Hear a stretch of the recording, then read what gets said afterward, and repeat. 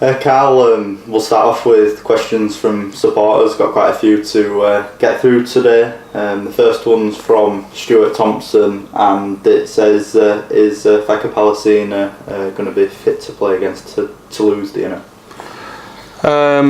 He could well be, yeah. Depending how he pulls up in training this week, I think he could be very close to a return, but that's obviously if Hull aren't using him as well.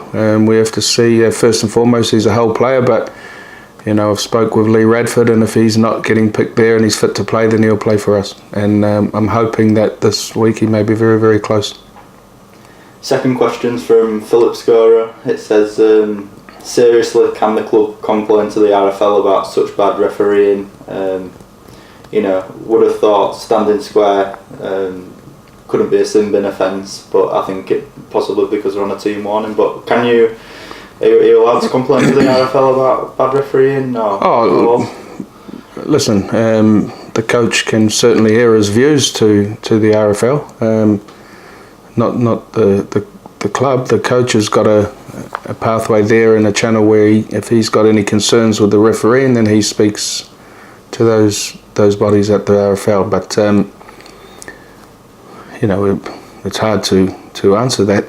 We all got our own views, and whether I agree with them, that's another thing. But what we have to remember, without referees, we don't have a game. So they're like anything. They're an important part of the game, and we've took some tough calls this year, but they normally even themselves out.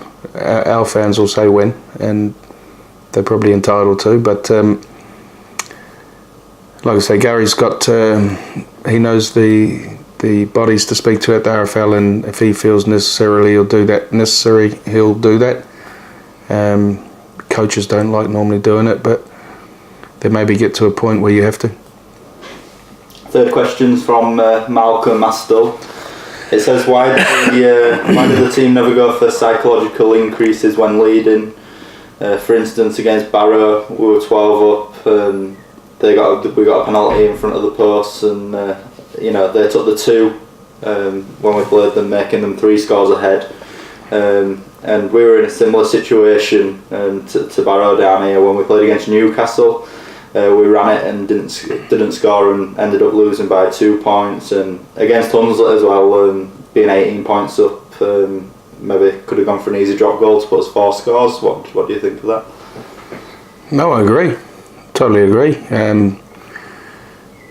But it's one we need to ask the players. That's, like I say, the hard thing about getting these questions alive is only the players really can answer that. But they are told on the field if they're confident they can go for it. But no, I agree. When sometimes you've got to be a little bit clever, and I certainly was screaming out just before half-time at Hunslet to take a drop goal just to make them 3 or 4 scores away from us. But listen, it's something we may have to let the players know, and they need to be a little bit more smarter and look at the scoreboard when you get some penalties in kicking area, because in playoffs they could be vital. So I applaud them for being confident and trying to go for the try, but when it can come back and bite you at the end, like we just said, I think he said there at Newcastle, if you're in a position sometimes to grab some points, you have to take them. So I agree. Finally, is a question from David Margrave. Injuries aside, would you say the poor discipline has been the biggest factor for us underachieving in games this season? Even against Hunslet, when we defended and attacked well, we still had 2 sin bins and 2 team warnings.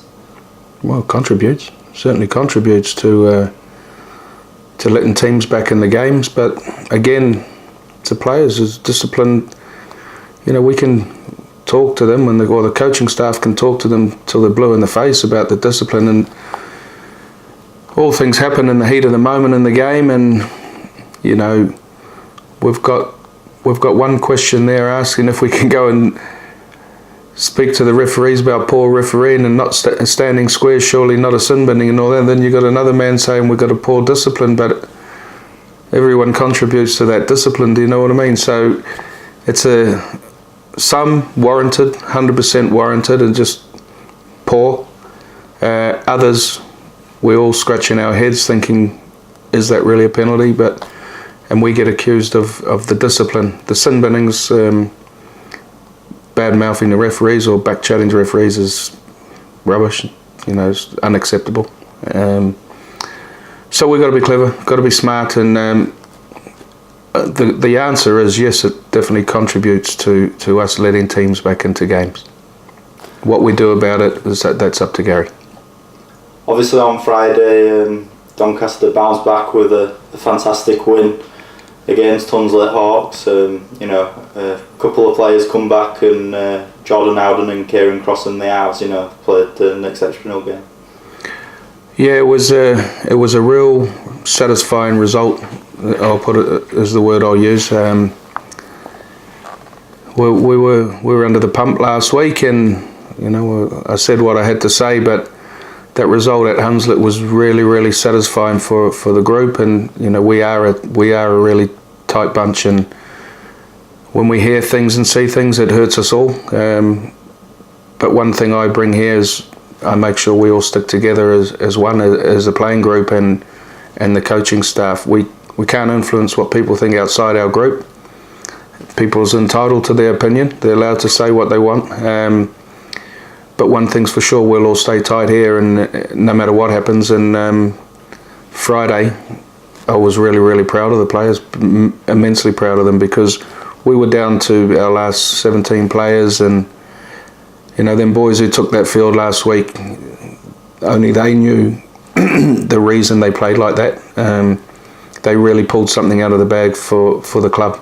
They did it for the club and for their teammates and the coaching staff. So I was immensely proud of them after the game, and I tried to personally thank every one of them the way they played, because they give everything, and that's all we ask.